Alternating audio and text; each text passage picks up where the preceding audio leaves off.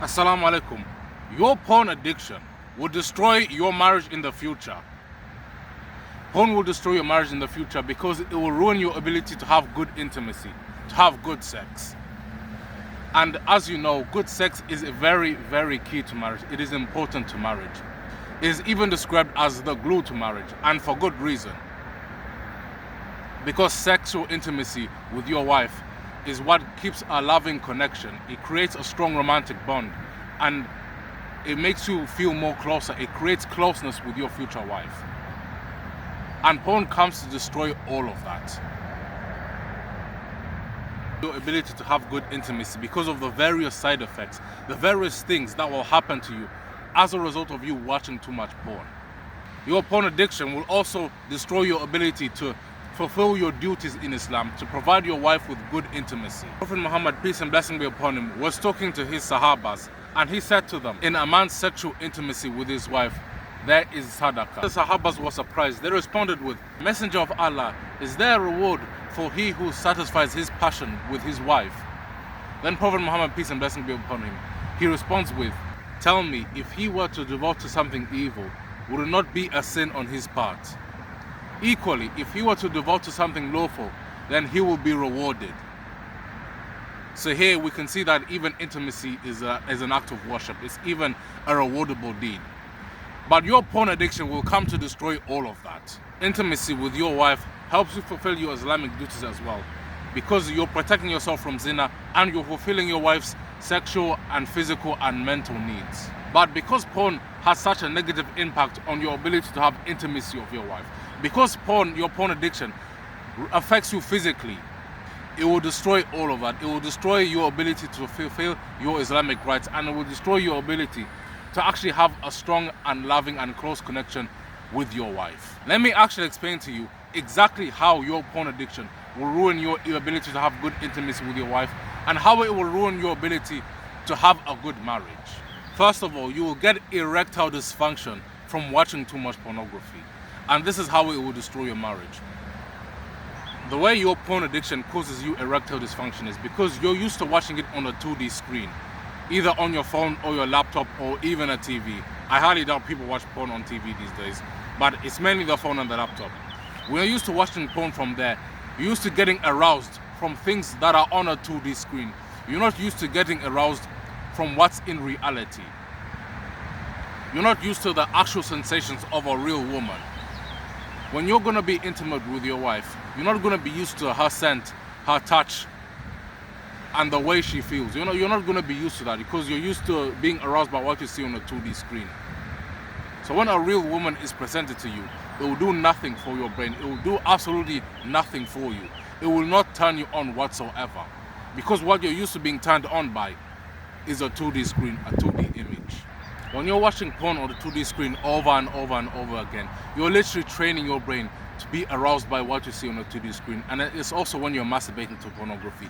You're used to getting sexually satisfied from a 2D screen, from a 2D image. You're training your brain to be turned on by a 2D image to the point that it actually changes the chemistry in your brain. It goes from being turned on from things that are in real life to being turned on from things that are on a 2D screen, on a 2D image. And the way this ruins you is that when a real woman, a real three-dimensional woman who you can feel, who you can touch, who you can smell, who you can actually speak to, when a real woman is presented to you, it will not turn you on whatsoever because you have trained your brain to be turned on by what you see on a 2D screen.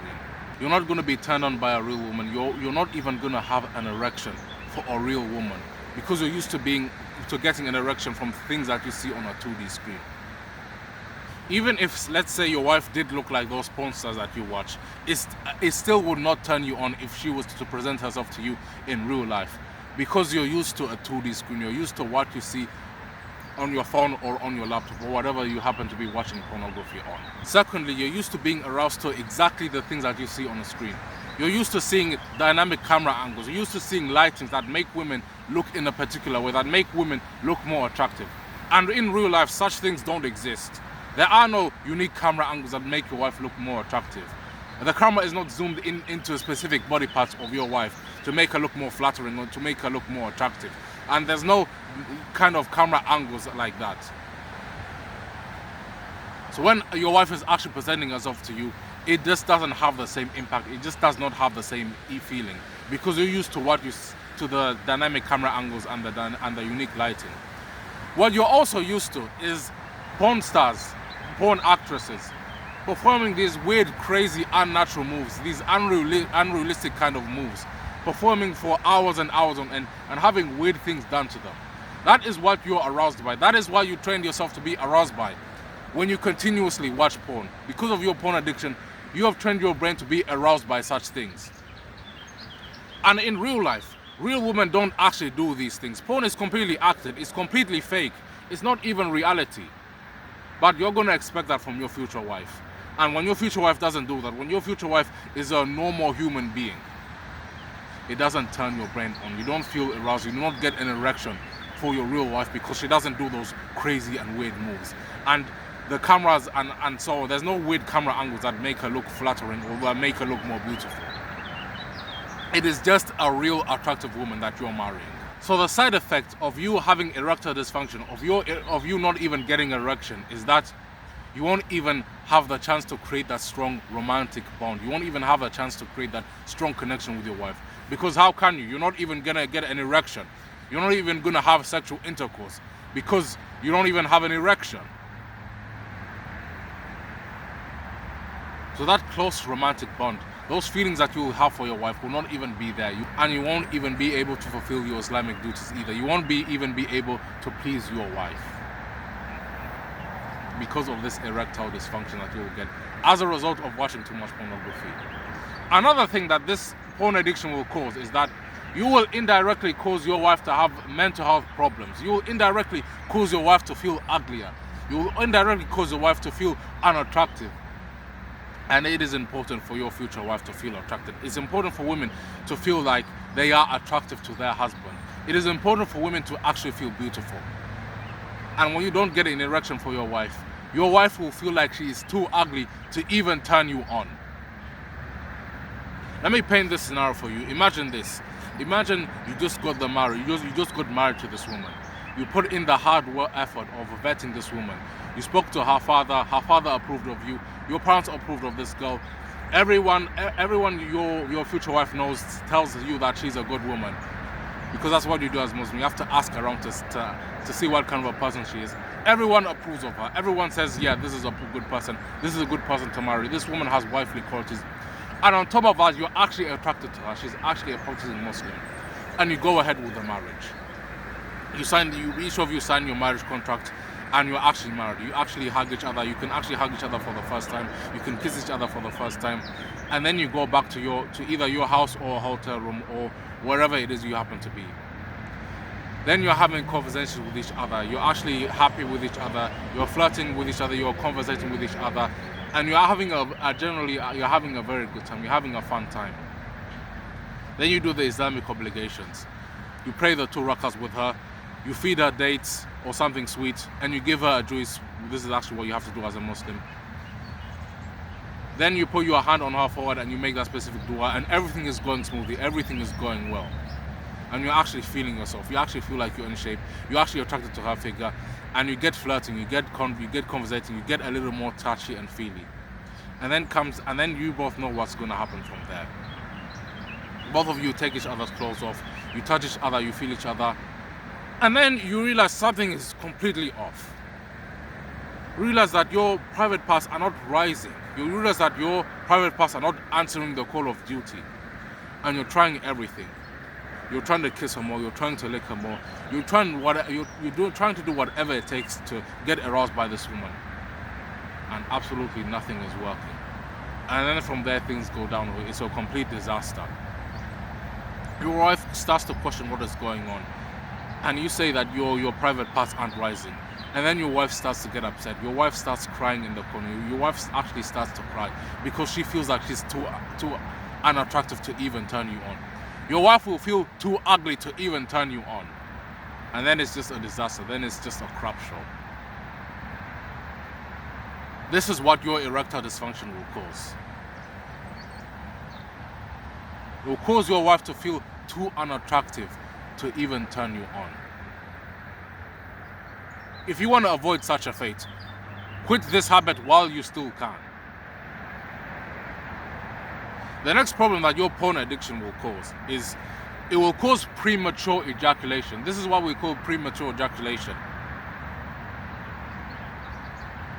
Premature ejaculation is basically when you're in the act of intimacy, when you finally have intercourse with your wife, when you penetrate your wife, and during the act you ejaculate way too quickly. That is premature ejaculation. When you ejaculate under 3 minutes, 2 minutes, or even under a minute. You ejaculate too quickly to the point that you don't even get to sexually satisfy your wife. You might be sexually satisfied, but she will not be sexually satisfied. Let's say you're actually lucky enough to even get an erection. It's going to be a pathetic erection at that. It's going to be this kind of soft erection that's not even a full erection, and it's not even a flaccid penis either. It's just something that's somewhere in the middle. It's not even good enough to be even called erection. But let's say you even get to that point. Another way erectile dysfunction is caused is because you're used to watching more and more extreme content.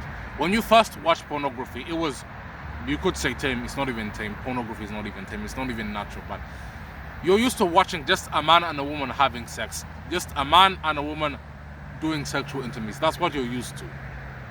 And nothing went beyond that. But then that was not arousing enough for you. Your erections were not as hard for just seeing a man and a woman having sexual intimacy, which is a problem within itself, but we're actually going to get to that. That wasn't arousing enough for you. So you want to see something that's even more extreme. You want to see something that's even more arousing, and you want to see things that are even more extreme as well. And run from just seeing a man and a woman being intimate to then even more extreme things. You want to see a woman being beaten during intimacy. You want to see a woman having anal sex done on her during intimacy. You want to see rape porn. You want to see pregnancy porn as well. Yeah, it actually goes that deep. You want to see midget porn as well. Yeah, these categories exist. These are the kind of things that you're going to want to watch. These are the kind of things that are going to be arousing to you. These are the new things that will arouse you.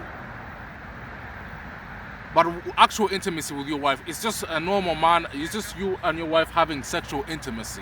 That's all it's going to be. But you're used to getting turned on. You're used to getting erect for more extreme things. You're used to being aroused by women being beaten during intimacy. You're used to seeing women's private parts being beaten during intimacy. Yeah, it's actually that extreme. That's actually where you're at right now. That's actually what you're aroused by. You're not aroused by actual intimacy anymore. So when real intimacy is there, when there's not going to be you beating your wife private parts, when it's not going to be you raping your wife, it's not going to turn you on whatsoever. Because you're used to being turned on by more extreme content. And that within itself will ruin your ability to be erect for your wife, and it will ruin your ability to actually satisfy your wife.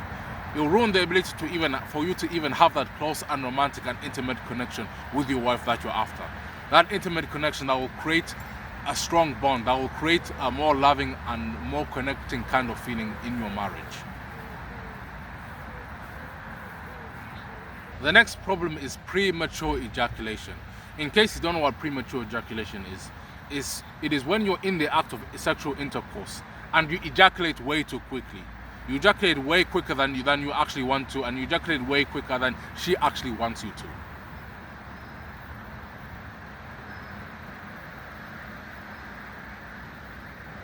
Let's say you're even lucky enough to get an erection. And if it's going to be a pathetic erection at that, it's not even going to be a full-on rock-solid erection. It's going to be something that's in between. It's not going to be completely flaccid, and it's not even going to be completely erect either. It's just going to be something in the middle. Let's say you even get to that point. It will be enough for you to actually have actual intercourse with your wife. But let's say you actually get to that point. When you are actually going to be intimate with your wife, when you actually have intercourse with your wife, and when you're in the act, you're going to ejaculate way too quickly. This is exactly why. Because when you're used to watching porn, when you're used to masturbating to porn,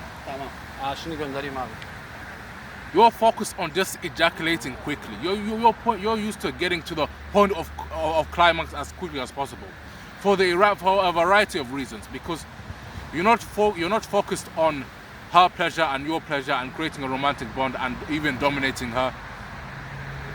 You're focused on just ejaculating. Furthermore, you also want to ejaculate and get yourself done and climax, and you want to get yourself to the point of climax as quickly as possible, because you are afraid of getting caught. You don't want to get caught. You want to get yourself done quickly as possible, and you don't want to raise suspicion. You don't want your family members to think, why is so-and-so taking so long? You don't want your family members to think that, why is he taking so long in the bathroom or the toilet? What is he doing in there? So you want to ejaculate quickly as possible to avoid suspicion, because if you are in the toilet and out quickly, there's nothing to be suspicious about. Let's say you masturbate at night. Even there you are under pressure. You want to make sure that you don't get caught masturbating. So you want to ejaculate and masturbate as quickly as possible. And while you're in the act of masturbating, you have this nervous and tense energy. You have this nervous and tense energy which will overstimulate you, and which will make you want to release that sexual energy. It will make you want to release that sexual tension very quickly. Think about the position that you're in. Think about how you are. Analyze your body language every single time you masturbate to porn. You're not breathing fully. You're not even moaning loudly. You're not even moaning properly.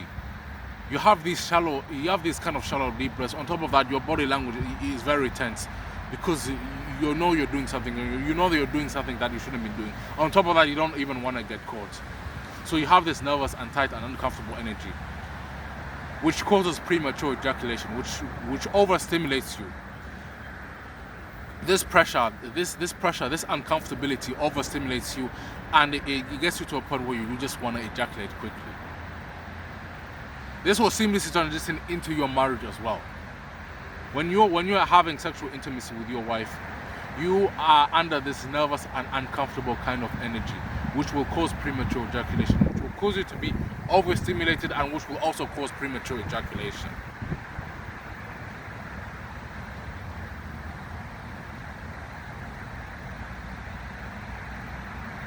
Would you actually want that in your marriage? Would you want your intimate experience to be cut short because of your premature ejaculation?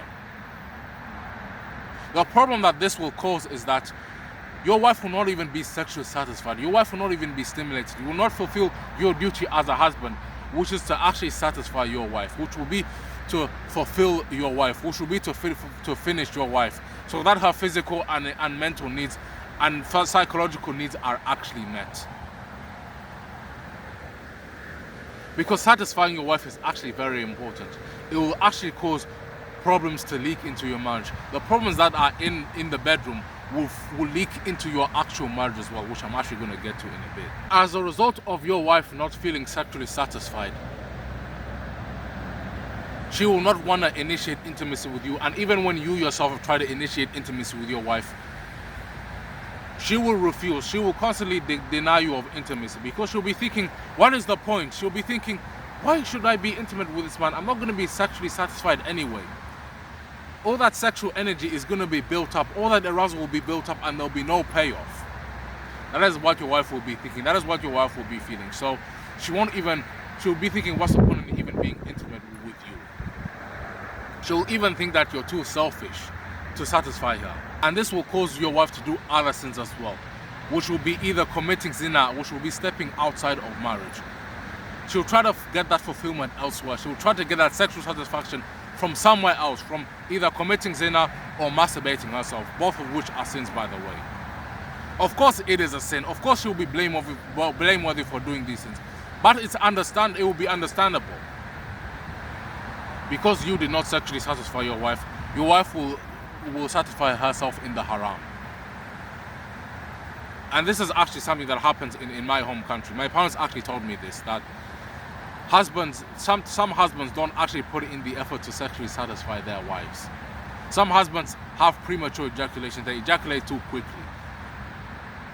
So as a result of that, their wives go and commit zina. And you're probably thinking, well, it's halal. It's good. It's halal for the wife to divorce her husband. So why don't these Ugandan wives just divorce their husband if it's so halal? If it's halal for for wives to divorce their husbands as a result of not being sexually satisfied, why don't they just divorce their husbands and then marry someone who will sexually satisfy her?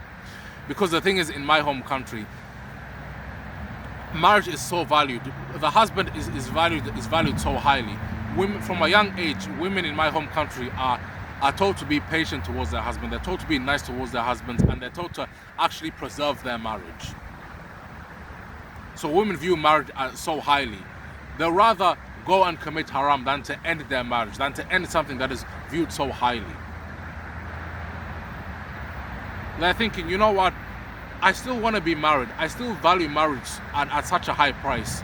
But I do not want to get divorced, because divorce is kind of stigmatized in my home country. She's going to be saying, I don't want to get divorced, but I'm sexually unsatisfied as well. I have no other outlet. So screw it. I might as well go and commit zina and then come back to my husband. That is the mentality of women in my home country.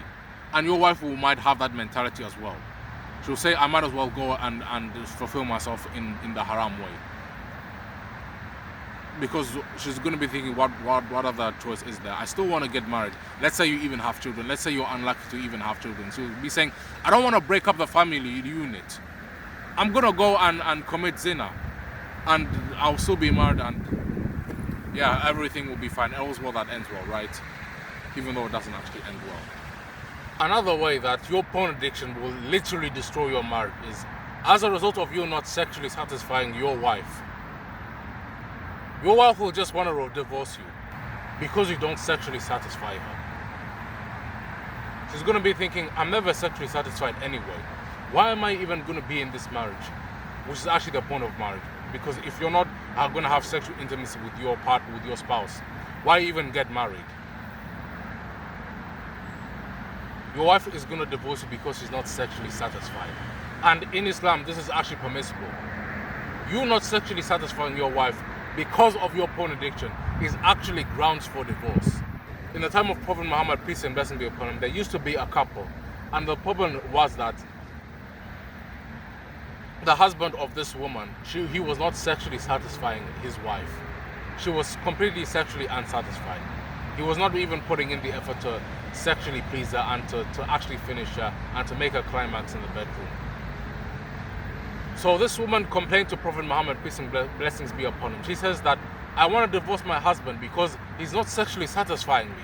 Every time we have intimacy, I'm never satisfied. I'm never sexually satisfied. So Prophet Muhammad said, yeah, that is grounds for divorce. And she ended up divorcing her husband because her husband didn't sexually satisfy her. This is something that could happen in your marriage. Your marriage will be ruined because you don't sexually satisfy your wife. Okay, I believe I already touched on this before, but I'm going to talk about this again. You will cause your wife to commit sins. You will be the indirect reason for your wife going out to commit sins. I already spoke about zina, but she's also going to do things such as masturbating herself to it. Yeah, she's also going to be masturbating herself because you don't sexually satisfy her, because you haven't finished her in the bedroom. And this is something that actually happens. This is actually something that happens. When you're in the act of intimacy with your wife and you do premature ejaculation and you just don't please her, you don't actually decide to finish her, your wife will decide to go and masturbate herself. If she doesn't go out to commit zina, she will decide to masturbate herself by stroking her clitoris and fingering herself and what have you. She will go to do that in order to finish herself because you didn't decide to finish her, because you couldn't finish her. She will decide to finish herself. And of course that is haram. Of course it is haram for your wife to finger herself or for your wife to masturbate herself. Of course it's haram for her to do that. But because you didn't finish her, she will decide to finish herself. And this is actually something that goes on. A few years ago, Gabriel Aromani was actually explaining this. He was actually saying, there's a YouTuber called Gabriel Aromani. He makes excellent content, by the way. He was actually explaining that Muslim women whose husbands don't satisfy them, after the act of intimacy, after they're not satisfied, while their husband is asleep, they turn over, and they're still awake, the woman is still awake, they'll turn over to the other side of the bed and they'll stroke their own clitorises to finish themselves off. Or after the act of intimacy, they'll excuse themselves. They'll go to the toilet and then they'll satisfy themselves from there. They'll finish themselves from there because the husband hasn't finished them. Of course, it's haram for her to do that, but it's understandable. You can understand why she would do that because she's not sexually satisfied. And her not being sexually satisfied will cause other problems. It will cause her sexual frustration, which we're actually going to get to in a bit. Your wife will be sexually frustrated, which will cause many, many different problems within the marriage. This is the point where the problems in the bedroom will leak into your marriage will leak into your marriage life. It will lead, your problems in the bedroom will leak into problems outside of the bedroom. Your wife will have sexual frustration. You will notice that your wife will be a lot more irritable. You will notice that your wife will have more resentment towards you. She will be angrier and more irritated by your presence for seemingly no reasons. There is a reason. It's because she's sexually frustrated. She's sexually unsatisfied in the bedroom. Your wife will actually resent you. Your wife will resent you for the fact that you are building up these chemicals in her brain. You are building up that sexual tension. You're building up that sexual tension, and there will be no payoff. There will be no release.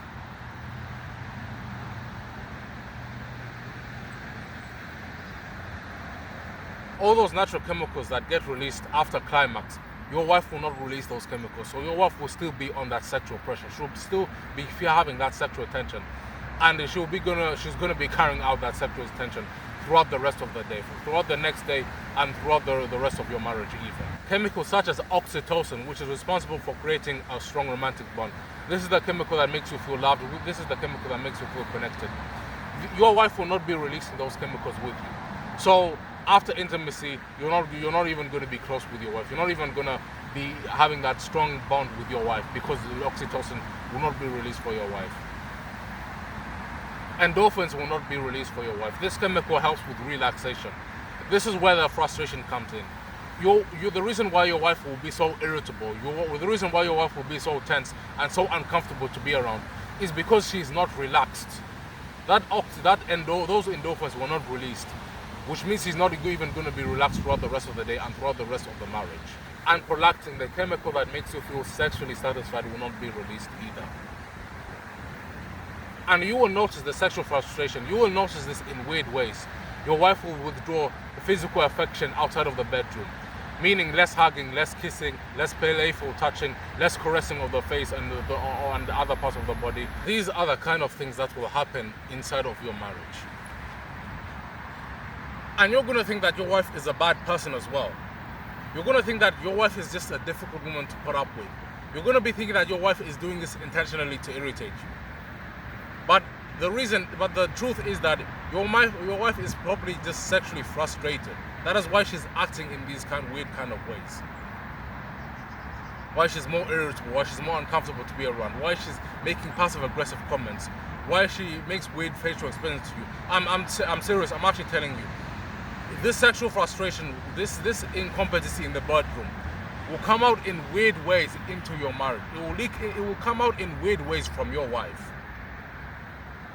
And again, you're going to be thinking that she's a bad person. You're going to be thinking that she's just a terrible wife, when in fact she might not be. It might just be this sexual frustration that she's going through. The next problem is that you will be morphed into a cuck because of your porn addiction. Make no mistake, watching porn is literally cuck simulation. You're literally training yourself to be a cuck when you continuously watch pornography. You will fancy the idea of another man being intimate with a woman that you're attracted to. This is exactly how it works. While you're watching pornography, you're not just watching this woman being aroused, you're also watching another man pounding the hell out of this woman, having his way with this woman. And you're literally training yourself to be turned on by such a thing. You're training yourself to climax to such an event. You're literally training yourself to find such an experience arousing, watching another man being intimate with your woman. And because you trained yourself to do that so well, it will leak into real life as well. You will actually find it arousing to watch your future wife being pounded by another man or other men you'll find it arousing will find it arousing by other men pounding a woman who you're attracted to, which will be your future wife. And let me give you some real life examples. You think this is just theoretical? This actually happens in real life as well. This has actually happened in real life as well. The first story is from a podcast called The Silent Majority, and I, for the life of me, cannot find the episode for this podcast. It's called The Silent Majority Podcast. I for the life of me, cannot find this episode anywhere on the internet, but it was there when I watched it. So this woman was a guest to the Silent Majority Podcast, and she was explaining how terrible and how awful her marriage is. And one of the problems that she faced in her marriage is that her husband was moved into a Dayuth Kak. One day, this man creeps into his wife's bedroom, and he puts his hand on her mouth, and of course she's startled. She's kind of confused. She doesn't really know what's going on. And then he comes in and says, "No, don't worry. I'm not going to do anything to you. I'm just going to tell you what I think of this specific situation, and you can tell me your bit, and I'll put my hand off your mouth, and you can tell me what you think." So then he says to her this. He says to her, "I brought my friend with me. My friend is downstairs right now with me, and I fancy the idea of him actually coming upstairs and having intimacy with you." And then he says to her, "If you want to, I can call him to come upstairs with you, and he can have sex with you, and I can watch. What do you think about that?" So then he takes his hand off her mouth, and like a natural, normal human being, this woman just loses control. This woman just goes berserk on this man. She rages on him, she shouts at him, she screams, she swears at him, like a normal woman would, like a normal person would. And how exactly do you think he got to that point? It's because he was actually watching too much porn. He watched so much porn that he fancied the idea of his wife being intimate with another man. He fancied the idea of another man pounding his wife while he watches.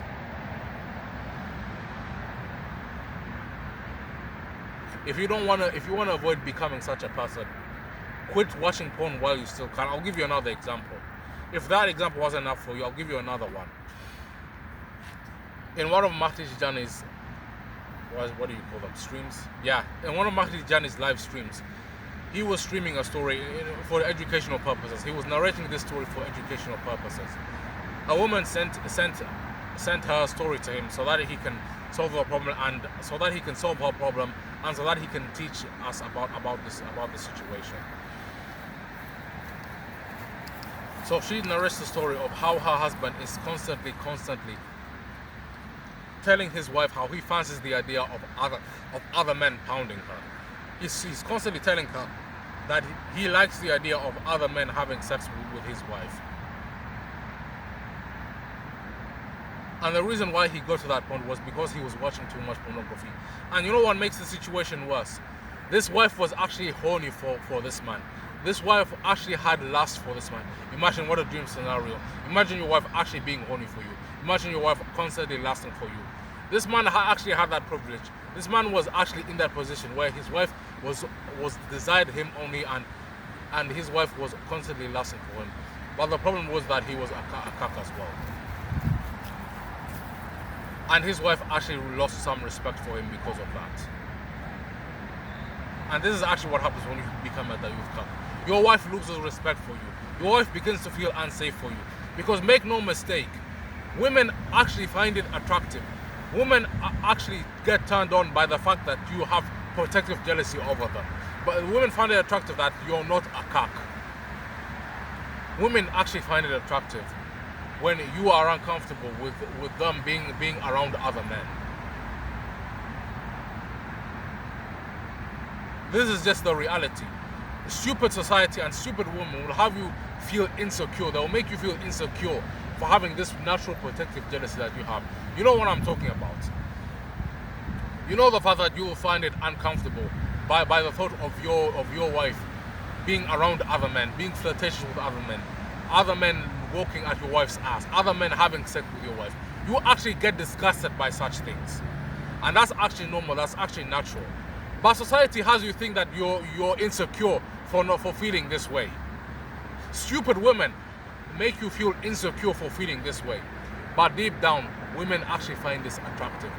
The women, the insecure, these stupid women, they actually like this because they themselves are actually corrupted. Society makes you feel insecure for having that protective jealousy because society itself is corrupt. Society itself thinks it's just normal for another man's wife to be around other men, even though this is not natural whatsoever. But this is what porn causes. Because you're used to watching so much pornography, you've actually trained yourself to become a cuck. You trained yourself to become a dayuth cuck. If you don't want to be morphed into a dayuth cuck, if you don't want to end up like these men that I just described in each respective story, then quit pornography while you still can, which is actually on to my next point. I'm actually going to teach you what you need to do in order to quit pornography.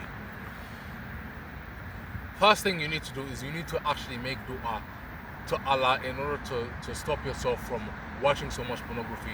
You need to make dua that this pornography does not ruin your marriage in the future. Actually ask Allah to make you quit this porn addiction once and for all. There are specific times for you to be making this dua as well. One of the times is when you're in sujood. This is the position where your forehead is on the ground, your hands are on the ground, and your knees are on the ground as well. After saying Subhana Rabbi al-A'la 3 times, then you want to make the dua. Then that is the point where you make the dua to Allah to help you quit the porn addiction. The point where the servant of Allah is closest to Allah is when he's in sujood, when he's in that position. In salah, when your forehead is on the ground, when your hands are on the ground, and when your knees are on the ground, that position, you know what I'm talking about. If you pray salah, you know the position I'm talking about. That is when you're closest to Allah, and that is when you want to make dua. That is when your du'as will be heard. That is when your du'as will be accepted. So make dua at that time. Another point where your du'as will be heard, where your du'as will be heard by Allah and answered by Allah is the time before Fajr prayer. 30 minutes or so before Fajr prayer. This is when Allah will answer your du'as. It is said that the time before Fajr, during the final quarters of the night, Allah descends to the lowest heaven in a way that befits His Majesty. Allah descends to the lowest heavens, and it is at that point where Allah answers du'as. This is when Allah hears all du'as. This is where Allah forgives people and where He answers people's du'as. So take advantage of that time and make dua at that point. Allah will answer your du'as when you make du'as at that point. And just to make it quick, the method for you making dua is first you glorify Allah. Then you ask Allah to have mercy upon Prophet Muhammad, peace and blessing be upon him. Then you ask Allah for forgiveness, and then you go into your dua. Then you actually start making your dua.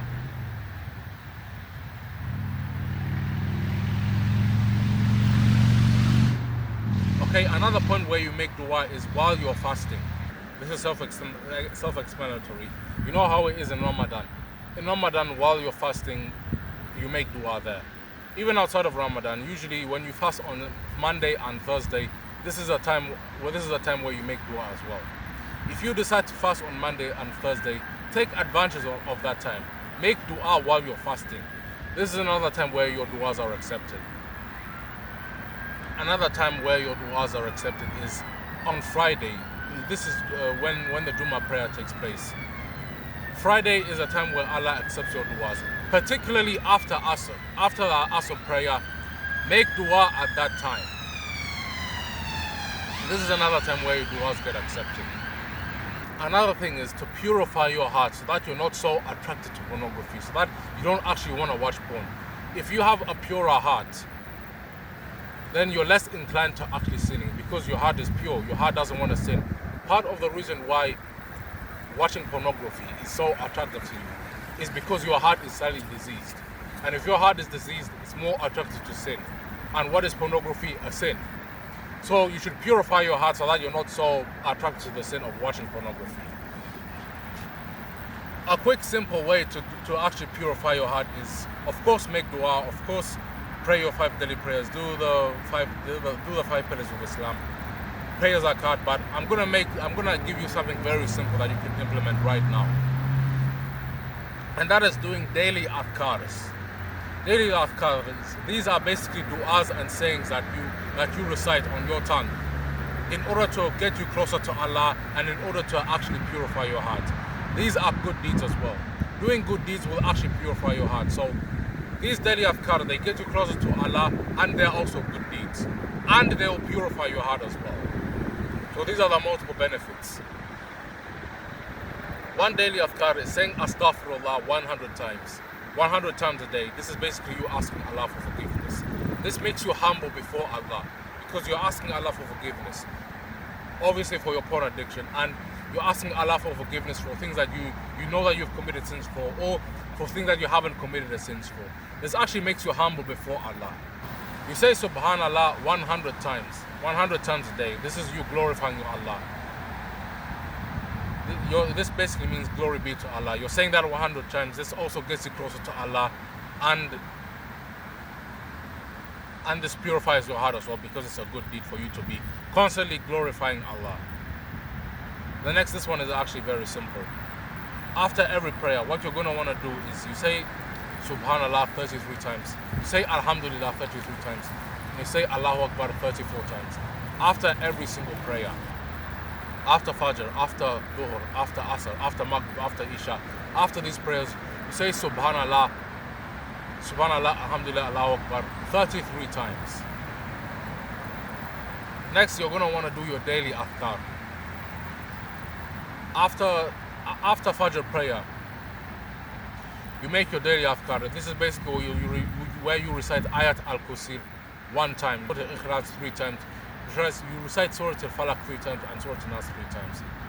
Then what you're going to want to do is you make the same adhkar but after Maghrib, or pretty much at night time, after Maghrib or after Isha. You recite the exact same adhkar. The way this works, the way purifying your heart works is, let's say we have a cup and it's just covered in ink. The water is impure because of ink or because of dirt and among other impurities. You have a cup of dirty water, and then you have a cup of clean water, an even bigger cup, but the water is completely pure, the water is completely clean. And then let's say you pour the cup of clean water into the cup of impure water. What will happen is that the clean water will replace the impure water. The impure water is going to be filtered out, it's going to overflow, and the impure water is going to reduce, it's going to come out. That is the theory. Okay, the next solution I have for you is for you to actually fast. Fasting reduces sexual urges. This is actually what Prophet Muhammad, peace and blessing be upon him, recommends. He says, whoever is able to get married, then he should go and get married. But whoever isn't able to get married, then he should fast, because it reduces sexual desire. And it's actually true. Fasting actually reduces your sexual urges slightly, which means you're less likely going to want to release those sexual urges in the haram way, like watching pornography and by masturbation. And the science of how fasting reduces your sexual urges, how it reduces your lust, and how it slightly reduces sexual energy as well, is because your body actually prioritizes survival over your sexual energy, over having lust and over having sexual energy, and over reproduction as well. Your body prioritizes survival over that.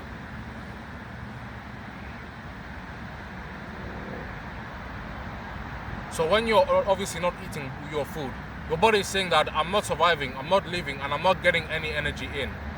So your body puts that energy into keeping you alive, into making you survive. And it removes that energy from lust and from sexual urges and from reproduction. It removes that energy and it puts it into surviving, into keeping yourself alive. That is the science of how fasting works. So take advantage of that fact and actually start fasting. And don't just fast once at a time. Don't just fast here and there. Fast consecutively. Fast multiple times in the week. This will actually reduce your sexual urges so that you're not so inclined to watching pornography. It achieves 2 benefits, fasting does. 1, you're actually purifying your heart, because remember, fasting is actually a good deed. You're purifying your heart, which makes you less inclined to pornography, and you're reducing your sexual urges, which actually makes you less inclined to watching pornography. And that's the end of the video. Assalamu alaikum and take care.